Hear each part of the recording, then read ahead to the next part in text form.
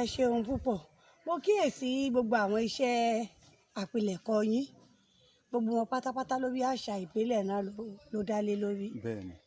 Ṣé ká sọ wípé torí pé ẹ jẹ́ ọmọ oko, ẹ má bínú kò gbẹnu mi o. Ọmọ oko ni mo fi ṣàpèjúwe ni mi ìpè yín lọ́mọ oko bàbá. Ẹ káàbọ̀ ẹ̀yin ará ìgboro. Èmi náà sọ pé ará ìgboro, mo pé àpèjúwe ni mo ṣàpèjúwe o náà ló jẹ́ ndọ́gbọ́n dà pé mi ìlà mọ́lẹ̀. Ṣé ká sọ wípé torí pé ẹ fẹ́ràn odò àmúgbà náà mi pè yín lọ́mọ oko mọ́ báyìí torí pé ẹ fẹ́ràn oko ló jẹ́ kó jẹ́ wípé àwọn nǹkan àṣà ìbílẹ̀ ni gbogbo àwọn iṣẹ́ àpilẹ̀kọ yín dá lé lórí ni àbí kí ni ìdí? Ẹ rí wípé wọ́n ti tẹ́ńbẹ́lú àṣà ìbílẹ̀ ilẹ̀ Yorùbá àti ilẹ̀ Áfíríkà lápapọ̀ káàkiri àgbáyé fún ọ̀pọ̀lọpọ̀ ọdún. Báwọn àtọ̀húnrìn wá tí wọ́n bá ń sọ̀rọ̀ ọ̀rọ̀ wípé bọ́gibọ̀pẹ̀ kìnìkan mọ Ọlọ́run gbọ́ Ọlọ́run gbọ́ ni wọ́n máa sọ. Ní tẹ̀síwájú kò sí civilization lọ́dọ̀ yín, àṣà yín ó primitive nǹkan kan lẹ́ẹ̀mọ́ gbọ́ tí wọ́n máa wí. àwọn ọ̀rọ̀ ìtàbùkù.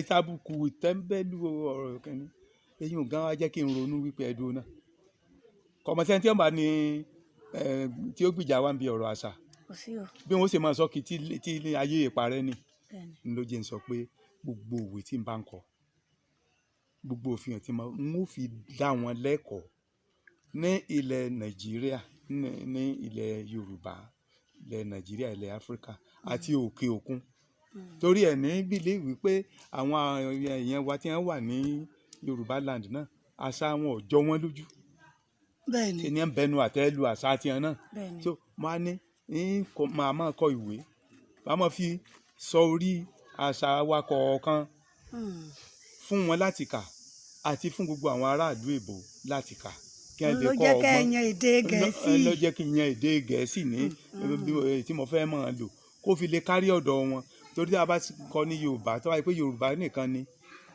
kò ní yé wọn dáadáa wọn ò sì ní rẹ́ni bá wọn kà á so ni mo fi ń kọ́ ní ṣùgbọ́n bẹ́ẹ̀ bá ka ìwé tí mò ń kọ náà àti èbó àti Yorùbá ni mò ń yí pọ̀ mọ́ra wọn èyí tí èbó tó jẹ́ pé bí Yorùbá ó ṣe sọ èbó tí Yorùbá tó bá kàwé díẹ̀díẹ̀ tí ó fi yé bẹ́ẹ̀ ni mo ṣe ń kọ ló fi jẹ́ pé àkọ́kọ́ mi di virgin lórí ìyàwó gbígbé àṣà ìyàwó gbígbé àti ìbálé òun ni mo kọ nǹkan sí nípa ìrírí wa ní oko ní abúlé ló fi jẹ́ pé lonely days tí WAEC gbà fún literature lórí opó ẹni oríṣi a night of incantations lórí ọ̀fọ̀ pípé ibi tí a jókòó sí náà nì tí gbogbo àwọn ará abúlé fi wá wọ́n mu tí lọ ni mò ń béèrè oríṣiríṣi ìwádìí lórí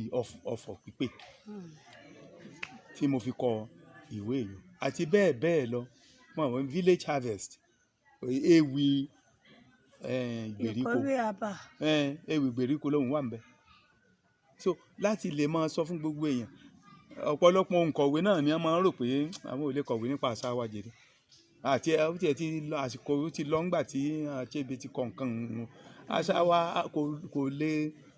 kò lè dópin báwọn gbọmọgbọmọ là á máa du ìlú ẹni tó bá di tí ni fún gbogbo àwọn aráàlú èbó kí wọ́n yé fojú àwa fúnra ara wa gan àwọn aráàlú èbó tó ṣe àwọn tí ń bẹ lọ́dọ̀ wa tí wọn ò gbé èbó gidi tó jẹ́ pé èbó ọlọ́fadà ni wọ́n ń fọ̀ àwọn gan ò mọ iyì àṣà wa wọn ò mọ yìí pẹ̀lú èbó burúkú tí wọ́n máa fọ náà wọ́n tún máa yẹn mú. ẹ wò mí ní ìsìn mo ti dé lo bẹ́líìtì tipẹ́ tí wọ́n fi máa gba ìtàn kóòtù mo ti wọ̀ ní ìsìn ó ti lé lógójì ọdún kẹ́yìn mo ti ṣe ó dìgbò ṣe sí gbogbo àwọn ẹ wo fìlà lórí mi ní bá ń lọ àròbó ṣẹ̀kẹ̀rẹ̀ mi adó ṣẹ̀kẹ̀rẹ̀ náà ni mo dùn rí ṣé ṣẹ̀ṣẹ̀ ní bẹ́yẹn bá ń du ṣẹ̀kẹ̀rẹ̀ àti bẹ́ẹ̀ bẹ́ẹ̀ bùbá mi ni mo wọ̀ yìí ẹlòmíì ò pé ẹ aláàjì máa ní nam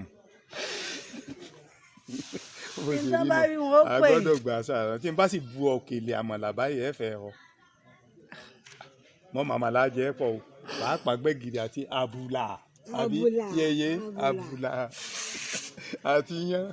àti dàbà ẹ jẹ́ kí yá wá fi eléyìí káàdì ẹ̀yin gẹ́gẹ́ bí àgbàlagbà onímọ̀ ṣe mọ̀ wípé ẹ ti ṣe ní sọ̀tún sòsì mọ́ bàbí kan jẹ́ gẹ́gẹ́ bí onímọ̀ ẹ tún gbàgbé orísun ẹ sì ní gbẹ láṣẹ Elédùmarè àmín àṣẹ Elédùmarè.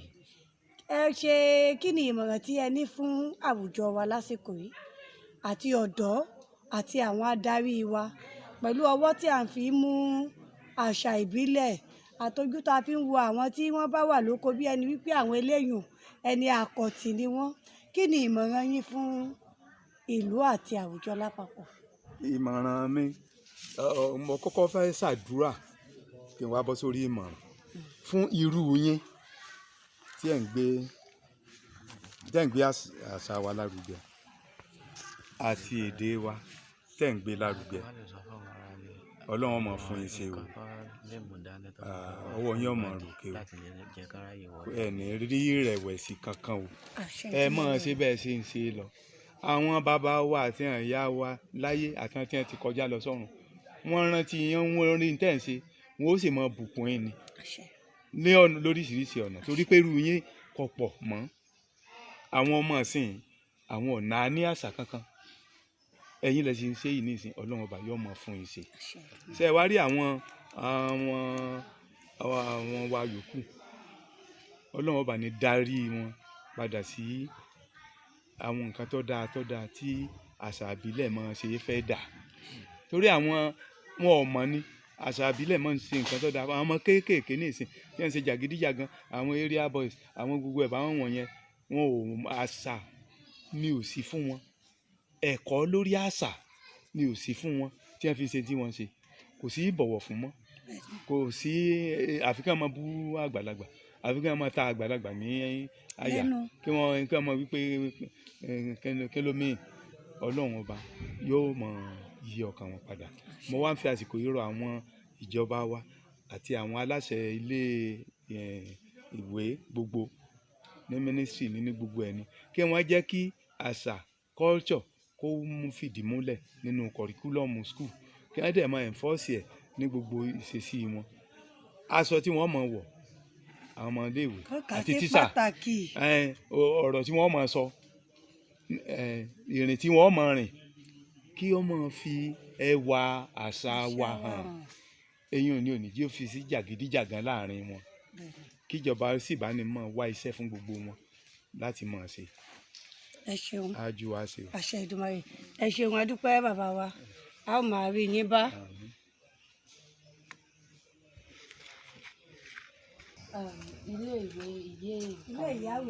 Ìyáwèéká Wọlé Ṣóyínká African Writers Enclave Lauderdale. Nínú inú yàrá yìí a ní ìwé àpapọ̀ ìwé ta níbẹ̀ jẹ́ 5,000 books ló wà ní 5,000 books. Nínú àwọn yàrá yìí láti ní àwọn òǹkọ̀wé gbajúgbajà òǹkọ̀wé káàkiri ilẹ̀ Áfíríkà, ilẹ̀ adúláwọ̀ àti ilẹ̀ ìlú òyìnbó káàkiri orílẹ̀-èdè bíi Buchi Emecheta, Chinua Achebe, Lauren Peters, Baki Head, Alex Laguma, Ngugi wa Thiong'o and so on. Bá a ṣe ní wọn lọ lóríṣiríṣi tá a níwèé wọn níbí báyìí, ìwé wọn àti àwòrán wọn pẹ̀lú àkọsílẹ̀ wọn, àwọn literature books tó jẹ́ English káàkiri àgbáláyé òun ló àkójọ sí inú bíi. Eléyìí jẹ́ ọ̀kan nínú àwọn ìwé tá a ní tó jẹ́ nínú àwọn library ẹ̀ka. Ṣé bí mẹ́fà lẹ pé? Bẹ́ẹ̀ni. Ìkan la ṣe wáyé. Bẹ́ẹ̀ni. Ẹ̀jẹ̀ á tún lọ èkejì. Kálí wá pé mo ní eléyìí.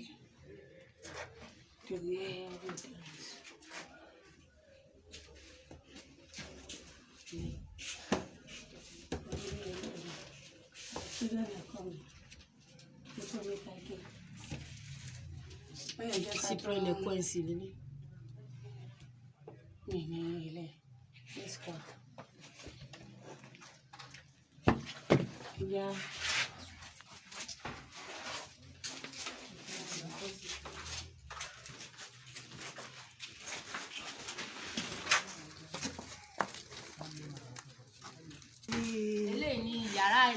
ìkàwé tá a pè ní ọ̀gbẹ́ni Rauf Arẹ́gbẹ́ṣọlá Yorùbá Studies Center. Ìwé eléyìí ni ìwé àkójọpọ̀ ìwé Yorùbá, àṣà àti ìṣe Yorùbá, àwọn nǹkan ìṣẹ̀báyé Yorùbá. ilé tí wà ní. wọ́n ní ilé ìpamọ́ kan. Irú eléyìí ilé ẹyẹ ajẹunmáyò òun ni eléyìí, ẹyẹ lóhùn.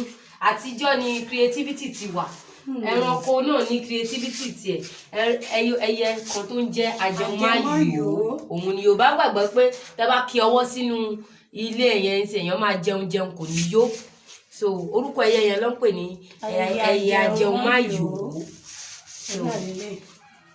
Then ibi báyìí Yorùbá ní ṣẹ̀kẹ̀rẹ̀ náà lélẹ́yìí báyìí ṣẹ̀kẹ̀rẹ̀ bá máa ń lò dé ibi báyìí Yorùbá books, literature books òun la ní ibi báyìí la kó jọ síbí. Then níbí a ní àwọn ibi báyìí la kó àwọn nǹkan ìṣẹ̀báyé bí fún àpèjúwe. ẹ dákun ní a ṣe ń wo àwọn ìwé. Iṣẹ́ gẹ̀lẹ́dẹ́ jọ sí. Gẹ̀lẹ́dẹ́ ó dàbí ipá padà wá kéyìn.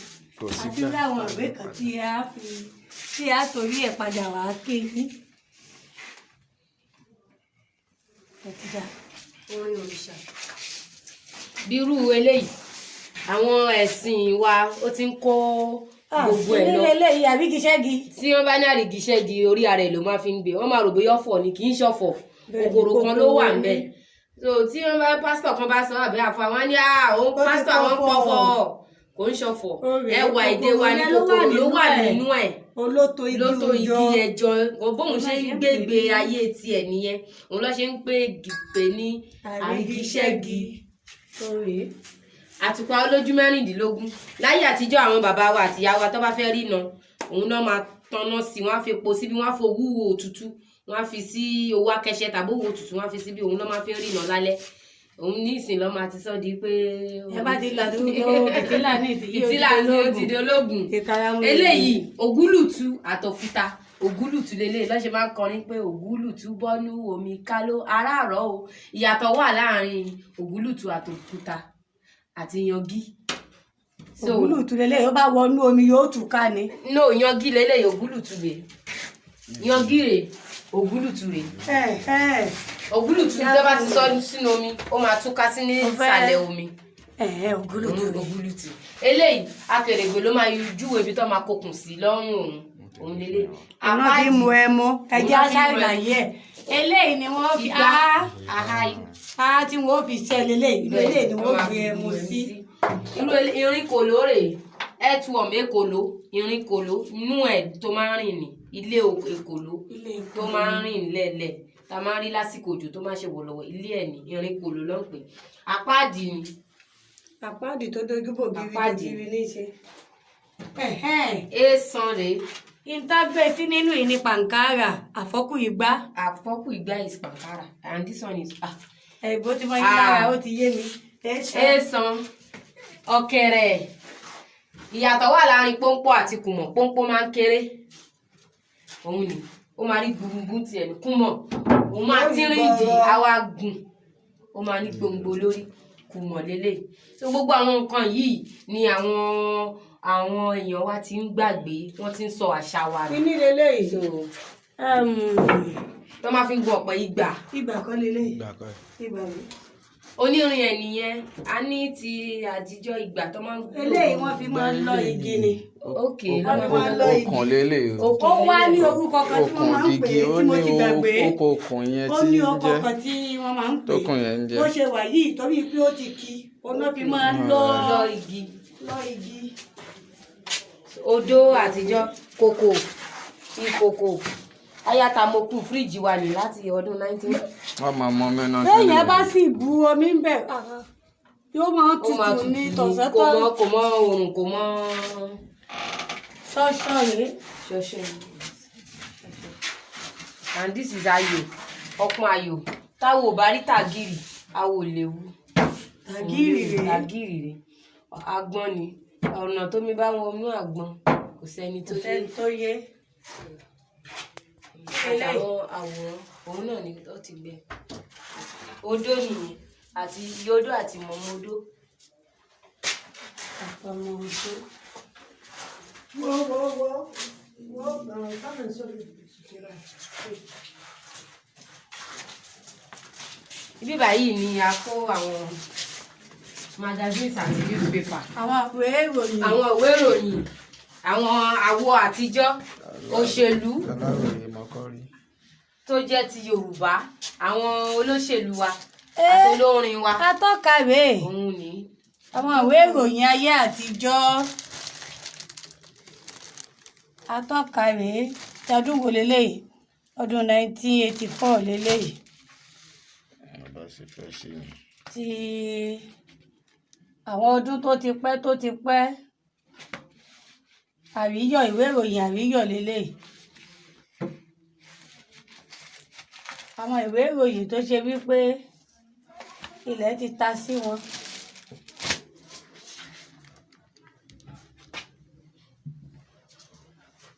Newswatch, tó jẹ́ ti àwọn Yorùbá. àwo orin Àwọn orin àtijọ́, long playing record. Àwọn orin àtijọ́ làwọn ilé tó jẹ́ ti Yorùbá. ọmọ mi ò mọ̀ pé àwo orin báyìí ti wà báyìí. Kẹ̀kẹ́ ni a máa fi ta kí àdúgbò. tá a bá gbé ta ní ìsìn wọn mọ yí róbó ni. And short playing record. Ìgbà tí eléyìí lọ ni eléyìí dé. eléyìí dé a jẹ́ pé ayé wa ń kéré sí ni. Bẹ́ẹ̀ni. ẹ mọ́ mo fẹ́ káwọn tó ń wò wá náà ò ní Èyí dáadáa lọ, ni. èyí dé. so ńgbà eléyìí lọ Tẹ̀lé. eléyìí dé ńgbà tẹ̀léyìí lọ eléyìí wá tẹ̀lé ẹ rí i pé yíyí náà ni wọ́n jọ ń yí Bẹ́ẹ̀ni. wọ́n wá ń kéré síra wọn wọ́n ń kéré sí i. Nígbà tó bá ti ẹ̀yà ń sìn Ah, ọ̀sẹ̀ wa, wọ́n ó ti wá di memory card. so àti ẹ̀ tó wá Àti tiẹ̀ ló ẹ̀dùn wá ní kọ́kọ́ tán mọ́. kankan mọ́. Wọ́n tiẹ̀ tó ti ṣe kékeré irú eléyìí gan. lẹ́yìn kéèké òun gbọ́ bá yá wọn ní tí kò ní sí kankan pínpín mọ́ yọba di oníkálukú mọ́ àti dé méjì báyìí okùn mẹ́rin Okùn mẹ́rin. ìyá tó lọ.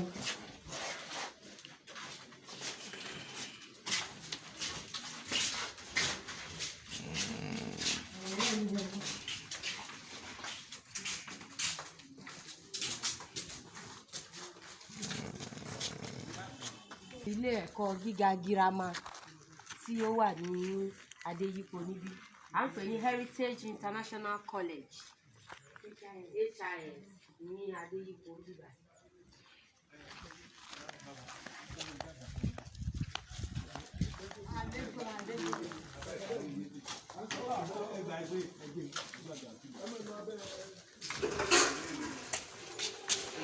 Ibi báyìí ni àkọlé àwọn ẹsẹ̀.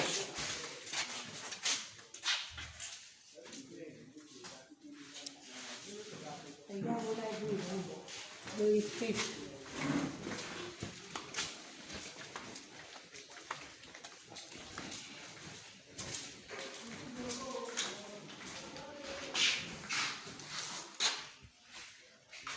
Bíbá yìí ni yàrá kàwé àwọn secondary school àwọn ọmọ girama bí yàrá kàwé wọn àwọn ẹ̀kọ́kọ̀ girama bí yàrá kàwé wọn ní. Ìwé tí wọ́n gan tó iléèwé olùkọ́ni míì gan yàrá kàwé wọn gan kò níwèé tó. tẹ̀lé ilé àwọn àṣàyàn ìwé Àṣàyàn fún ìwé àwọn fún àwọn akẹ́kọ̀ọ́ girama. àwọn ìfẹ́ǹtì náà ṣe pépé. Àbí wọ́n tún ló kù mẹ́wọ̀n. wọ́n tún kù. Ó kù nìbọn ronú Òun tún yìí lẹ́yìn. Olúwa. ibí yìí wọ́n ti jókòó Wọ́n kàwé. bá ti jókòó tó bá ti mú ìwé lórí iṣẹ́ wọ́n jókòó báyìí kàwé. àwọn tí ò bá wá ga ò ní gbádùn kínní ìdájà. Olùkọ́ ẹ múwé ẹ máa kàwé lọ. ọ̀rẹ́ mi gan náà gàrá yìí. Á padà àmú yẹn lọ́tàn lọ ẹ máa kàwé. So àwọn pè ní reading room and common room ní yàrá ìkàwé. yàrá ìkàwé ìjókòó sí kàwé. ó jẹ́ mẹ́ta. Ó jẹ́ ẹbí mẹ́ta mẹ́ta lẹ pé ẹja lọ ẹ̀yà sí. sáré ẹ̀yà mú mẹ́ta yòókù.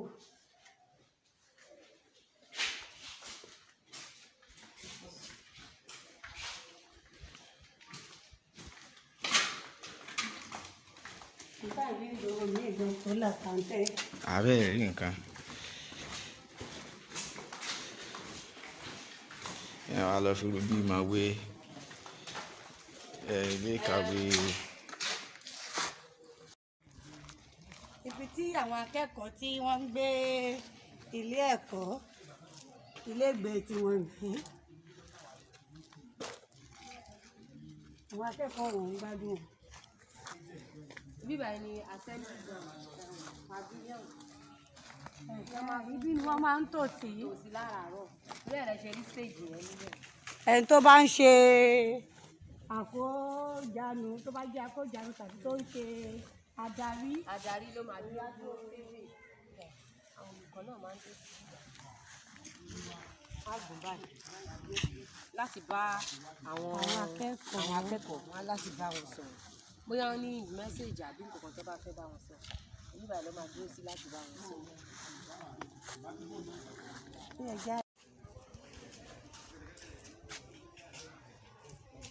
nígbà yìí la ń pè ní reference section atọ́ka section ẹ̀ka atọ́ka ilé ìkàwé atọ́ka yẹn a máa rí fún ìtọ́ka sí reference books dictionaries òun ló wà bí gẹ́gẹ́ bẹ́ẹ̀ tí mọ̀ tẹ́lẹ̀ wípé bíbá yìí àwọn òṣèré máa ń lo bí gẹ́gẹ́ bí location ara àwọn fíìmù tí wọ́n ṣùtù bíbá wọn ní ẹrù amúkùn wọn ní eléyìí tí ẹ̀ ń wò yìí ẹrù amúkùn adéyípo mi lọ ti ṣùtì ẹ̀ so lẹ́yìn yàrá tọ́ka yìí a wá ní igun àkọ́kọ́ nínú yàrá ilé ìkàwé ìwádìí the research center library first wing of the research library òun ni bíbá yìí first week of the research yàrá àkọ́kọ́ of the research library ní bíbá yìí with over 100,000 volumes of books. iṣẹ́ aró dídá. bẹ́ẹ̀ni a jẹ́ yàrá a jẹ́ iléèwé a jẹ́ àkójọpọ̀ ìwé àkọ́kọ́ ní ẹlẹ́kẹta nírú ẹ̀ lágbàáyé third in the world the largest collection of African books in the world tó jẹ́ àtòpọ̀ àwọn ìwé ilẹ̀ Áfíríkà ní gbogbo àgbáyé a jẹ́ ipò kẹta a jẹ́ ipò kìíní ní ilẹ̀ Áfíríkà ipò ẹni tó kọ́kọ́ gba ipò alákọ̀ọ́kọ́ wà ní ìlú òyìnbó US. The largest collection of African books is in US. The second largest is in UK, while the third largest is in Africa, which is African Heritage Research Library and Cultural Center, Adeyipo Ibadan. And the book cut across all disciplines. Ó gé gbogbo àyíṣẹ́ téèyàn bá fẹ́ ṣe gbogbo ẹ̀ka ẹ̀kọ́ African arts, nursing, computer science, African technology, Caribbean studies and Pacific studies, library science, African agriculture. Irú ìwé yìí tuntun ìtẹ́ẹ̀rí tó ṣẹ̀ṣẹ̀ tuntun yìí ìtọ́ṣẹ̀ṣẹ̀ fi ránṣẹ́ sí wa láti ìlú Netherlands ní ìlú òyìnbó ní Netherlands lọ sí CTA Netherlands àwọn lọ donate lọ́ṣẹ̀ṣẹ̀ fún wa ní àwọn eléyìí. So then lẹ́yìn yẹn a ní geography and tourism. Geography and tourism, then mass communication and journalism. Kò sí ẹ̀ka ẹ̀kọ́ tó fẹ́ lọ ṣe ní iléèwé tí ò sí ní ibi báyìí. Irú eléyìí sì a tún ní àyè fún àwọn braille book collection fún àwọn afọ́jú. Ìwé tí wọ́n rèé.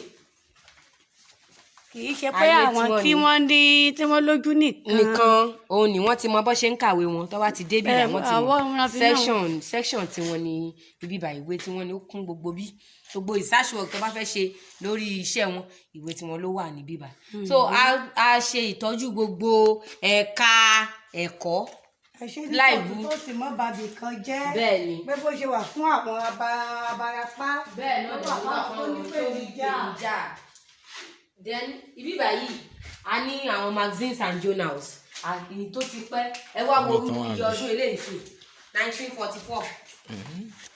Ìdí nìyẹn tá a ṣe jẹ́ àwọn ìwé kíkà 1944. bẹ́ẹ̀ ni 1960 1962 1966 tábà tún síwájú díẹ̀ a tún máa rí àwọn míì náà tí ọdún wọn ti pẹ́ ìdí ẹ̀ la ṣe jẹ́ àrùn ẹ̀kẹta ní gbogbo àgbáńláyé tá a jẹ́ àkọ́kọ́ nílẹ̀ Áfíríkà torí kò síbi tá a ti fẹ́ rí ìwé yìí mọ́ kò síbi tẹ́ gbogbo ẹni mo lè fi sọ ewúro bóyá jiyàn lórí ìṣẹ̀lẹ̀ 1944 tọ́ba kọ̀ tí wá wá jáde. nǹkan tó tún wá spectacular lórí nǹkan yìí ni wípé tẹ́ bá wá gọ́gù ẹ̀ pẹ̀lú ìṣẹ̀lẹ̀ 1944 ẹ̀ lè rí gbogbo ẹ̀ kọ́ ní gọ́gù ìwọ̀nba tó bá rí ni ṣùgbọ́n àwọn ọdún tá a kọ yìí kò sí ìtẹ̀lé mọ́ bó ṣe wà bí ẹ̀ẹ́dẹ̀ lè rí lórí gọ́gù tá a bá múwèé jáde sí tá a bá tẹ̀ sí gọ́gù pé kó gbé wá a lè rí níbẹ̀ torí àwọn nǹkan ta ní bí ó ṣọ̀wọ́n ìtọ́kọ lọ sílùú òyìnbó ti tó ẹ jẹ́ káwa náà kí ló dé tẹ́ fẹ́ study Africa ẹ wá lọ sílùú òyìnbó lọ study Africa kí ló dé wà lọ́lẹ̀ kí ló dé tẹ́ wà dúró sí Africa ọ̀hún tẹ́ wá study Africa níbẹ̀ so ibi tí a ti ṣe àjùlọ ní ètò ewu àròjinlẹ̀ gidi ni. ibi báyìí la máa ń pè ní já ibòmí ìbáyìí. bẹ́ẹ̀ ni courtyard la máa ń pè ní bóyá o wá kàwé àbò fẹ́ relax orí ẹ̀ gbóná ní inú ilé o fẹ́ jẹ́ kó abẹ́ orí ẹ̀ tutù à ń pè bíbá ní courtyard o lè gbága síbi kó jókòó a máa ṣiṣẹ́ ẹ̀ lọ wẹ́rẹ́wẹ́rẹ́ àbò fẹ́ wo ojú sánmọ̀ bí ta ṣe bí ojú kún ẹ nínú ilé so bíbá là ń pè ní courtyard làwọn bọ́ sí igun kejì. ẹlẹ́ẹ̀kejì lọ́lẹ̀ ìbáyìí mẹ́ta la fílẹ̀ lọ́hùn àti mú kẹrin ìkarùn lélẹ́yìí àbí kẹfà. bẹ́ẹ̀ ni karùn-ún la wà ní. ìkẹrin lélẹ́yìí. ìkẹrin náà sì ni. ara ìkẹrin náà sì ìkẹrin gbogbo eléyìí. the second wing of the library. eminent Africans apákejì economics library science African culture environmental sciences African language sociology àti kìíní ló wà bẹ́ẹ̀ yẹn. African art African religion social sciences African politics political sciences African American literature African history. àwọn òwe kan wà bíi tí èèyàn máa ń fojú parẹ́ àmọ́ àwọn góòlù ni wọ́n bẹ́ẹ̀ bí báwọn òwe ṣe tòótọ́ yìí bá a ṣe ní volume 1 títí dé kanlẹ̀ báyìí mo fẹ́ sọ fún yín fi gbogbo ẹnu sọ fún yín àti ìgboyà wípé ṣàṣà kò síbi tẹ́ ti lè rí ìwé ìmọ̀ ní ibi báyìí. ní Nàìjíríà. bẹ́ẹ̀ ni torí àwa nìkan la ní igun ẹ̀ àwọn UNESCO bó ṣe tó lè lè ra wọn bó ṣe rí yìí so ìdí ẹ̀ nìyẹn tá a fi jẹ́ àwọn òwe kan wà tó yẹ pé ẹ̀ẹ́dẹ̀ gọ́ọ̀bù ẹ̀ kò gbé jáde mọ́. èyí tí ó tẹ̀ mọ́ fún yín èyí ó mọ̀ fún yín nǹkan tó tẹ̀ mọ́ fún yín á máa bẹ́ẹ̀ ni. ẹ̀mọye ìgbà míì tẹ́ bá wà nǹkan míì tó bá bẹ̀rẹ̀ jágajàgan. ibi báyìí ni ọ́fíìsì director founder Professor Bayo Adébọ̀wálé ibi báyìí ni wọ́n fi ti ìgbà tí wọ́n wà ní 2-term deputy rector Polytechnic Ìbàdàn lélẹ̀ kó tó di pé Ọbásanjọ́ mú wọn sọ́dọ̀ ní Bells University of Technology ibẹ̀ ló ti di professor. ara àwọn iṣẹ́ tí wọ́n ṣe níbẹ̀ òun ni ẹ̀ ń wò yìí. dẹ̀nẹ́lẹ̀ yìí ìwé wọn ní Lonely Days náà lò ní WAEC ìtọ́dún yìí.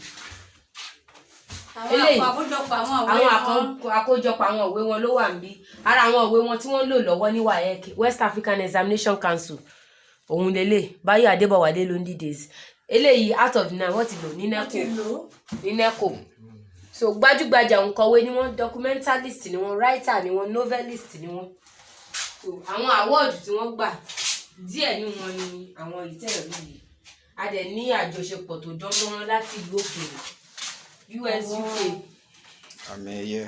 Canada and so on bá ṣe ní bẹ́ẹ̀ ni ìbáṣepọ̀ yẹn òun nìyẹn àwa tó wá proceed sí.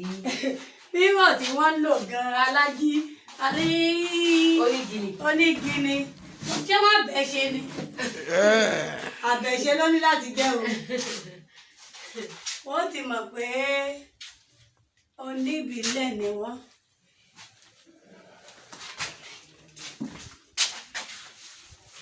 wọ́n á kọ ìwé tó jẹ́ adéyípo gan.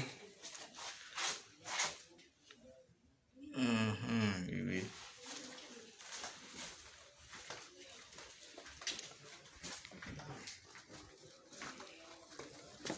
Talking Drum Museum wa bíbáyìí a ní àkójọpọ̀ orin àti ìlù àwọn orin ayé 1930 àwọn orin tipẹ́tipẹ́ àwọn even though àwọn radio station ló máa wá ń gba orin bíbáyìí àwọn complete works of Hubert Ogunde tátàlù àlàmú fọyọ́mu àwọn irú àwọn ọmọ wa àfihàn kò sí ìṣàjà nínú wọn tó máa dá VHS yìí mọ àwọn Indomie generation àwọn ọmọ Indomie so kẹsẹ̀tì a ní Fóyèké Àjàngìlá Àjàngìlá kò ṣoògùn Ògúndáre Fọyánmu Túbọ̀sún Ọládàpọ̀ gbogbo àwọn orin wọn tí wọ́n ti kọ láyé john àwọn rédíò station wọn máa ń yá orin bíbá irú eléyìí complete works of Hubert Ogunde gbogbo orin tí Ogunde kọ láyé ẹ̀ complete works ẹ̀ òun lélẹ̀ gbogbo iṣẹ́ ẹ̀ tó pé síbẹ̀ Roy Chicago bá a ṣe ní wọn lọ nìyẹn Fẹlá ní Kílápó Kìtì Yínká Ayéfẹ́lẹ́ bá a ṣe ní tàwọn àtijọ́ ìrọ̀lá ní tàwọn hip hop ní ìgbàlódé ní bíbá yìí then Beautiful Nubia gbogbo wọn báyẹn ẹbí ní sáwọ bí ọmọ bàbá ní Beautiful Nubia ó ní ọjà ìlẹ̀ ìyá wà bí yìí dandandandan. so bí bíbá yìí ṣe jẹ́ Bob Marley kí. commission l'Àbújá ibi tí stadium yìí di ẹlẹ́wọ̀n lọ́kàn yìí ní pátákó gbà bọ́ọ̀lù ẹlẹ́wọ̀n lọ́kàn yìí Pelé of Brazil stadium yàrá àgbà bọ́ọ̀lù fíìdì gbà bọ́ọ̀lù pápá ìṣeré pápá eré ìdárayá eré aláfẹsẹ̀gbá àwọn sports commission l'Àbújá àwọn ni wọ́n wá yà ó tẹ́ lọ bẹ́ẹ̀ ṣe wò ó lọ́kàn yẹn standard in àwa name after Pelé of Brazil. Ṣé ẹ mọ̀ wípé tóbi wípé bàbá ti bẹ̀rẹ̀ ń bì olóṣì ojú àwọn oníkálukú tó jẹ́ kí wọ́n máa wá bí onígbà ò bá bí ẹlẹ́wù ò bá kí wọ́n fẹ́ kò ní rẹ̀ ní bá a fọwọ́ kún ẹ mọ̀ pé ńgbà tá a wá kẹ́yìn kò fẹ́jú tó báyìí ní ìsìn ó tó ti wá ń fẹ́jú sí i. Ibi báyìí ni Afẹ́ Babalọ́lá Rural Community Services Building Afẹ́ ló kọ́ ibi báyìí fún wa tó náwó 15 million ló fi kọ́ fún wa. Àwọn fúnra wọn ni wọ́n kọ́. Òun ló ní building yìí ló kọ́ fún wa ló kọ́ fún library pé ẹ̀yin àǹjọ̀nú tẹ́ wà nínú igbó tẹ́ ń ṣiṣẹ́ takuntakun èmi náà nífẹ̀ẹ́ sí àwọn tó ń gbé ní gbèríko ipa owó tèmi náà lè fi ràn yín lọ́wọ́ ẹ jẹ́ kọ́ bíbá fún yín. This building donated by Chief Afẹ́ Babalọ́lá OFRCON to the African Heritage Research Library and Cultural Center, Adeyipo Village, Ibadan, commissioned Thursday, December 2007 by the Executive Governor of Oyo State, Ọ̀túnba Christopher Alawo Akala. Àwọn ni wọ́n wá ṣe ìkójáde. Àwọn náà wá ṣe ìkójáde ẹ̀. Then inú ẹ̀ hall wọ́n wo fíìmù bíbá. Ibi tó tóbi gan ni o, lẹ́yìn àní Animal Kingdom lóríṣiríṣi ilé ẹranko tó wà ń bẹ̀ tá máa ń wo fíìmù tá máa tó máa jẹ́ kí gbogbo nǹkan tó lè jẹ́ kọ́kàn mọ́ fà sí wò ó wà lọ́wọ́. Ṣé bí àmì náà ní ti àwọn ọmọ kéwọ́dé gbé wà?